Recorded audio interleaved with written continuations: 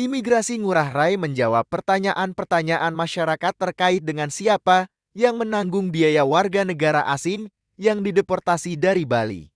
Melalui akun media sosial Instagram Ngurah Rai, Imigrasi Ngurah Rai menjelaskan bahwa ada 3 pihak yang bertanggung jawab terhadap biaya deportasi warga negara asing. Pihaknya menegaskan bahwa biaya deportasi tidak dibebankan kepada negara.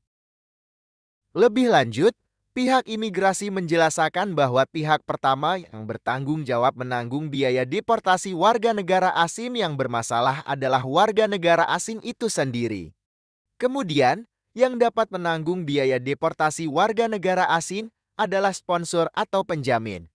Ketiga, adalah kedutaan warga negara asing berasal.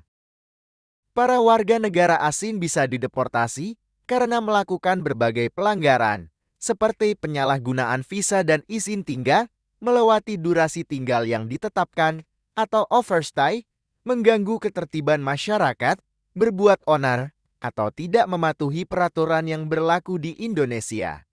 Video itu pun banyak mendapat pertanyaan lain dari warganet.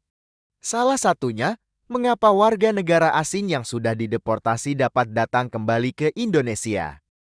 Pihak Imigrasi Ngurah Rai pun menjawab bahwa deportasi bisa dengan atau tanpa cekal, dan cekal miliki masa berlaku.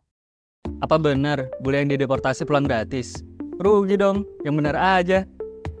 Jadi Mido tegaskan di sini ya, bahwa biaya deportasi sama sekali tidak ditanggung oleh negara.